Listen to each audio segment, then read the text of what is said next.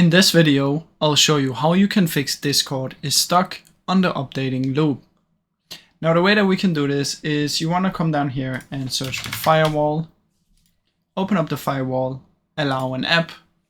In here you want to press change settings and look for Discord. Now if you cannot find it in here, what we want to do is we want to come down here and search for Discord, right click, open file location, and then do it again, and you should come to this folder. Now simply head back to this one, press allow another app, browse, then click up here, Ctrl C, click here, Ctrl V, press enter, and choose the update.exe. Press add, and it should be right here.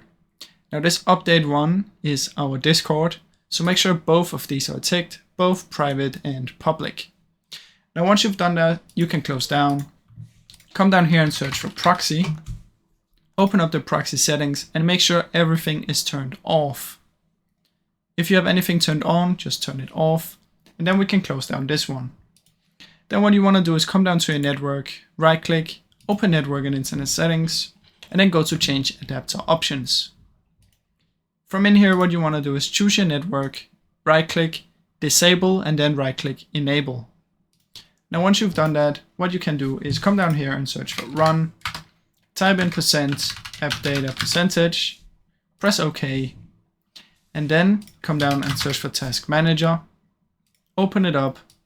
From in here, go to details, sort by the name, and search for D for Discord. Now in here, you want to look for any sort of Discord if you have it open. You can also click here and see if you have it open. Now, if you have any of these called discord.exe, make sure you end the task so you don't have Discord opened. Now, once we're in here, what we can do is look for our Discord folder, open up Discord folder, and in here, you want to click on cache, hold down Control and click code cache, scroll down without holding down Control, find GPU cache, hold down Control again and click on it. This way, you're going to select all three of these. And what you want to do is simply press delete and delete these three folders. Now don't worry, when we open up Discord, they will regenerate, so you're not going to lose anything important. Now once you've deleted these three, what you can do is come down here, search for run, and this time you want to search for %local appdata%, and press enter. Now in here you want to find your Discord folder again. I have mine right here. Open it, find your update.exe, right click, rename, and put another name for it.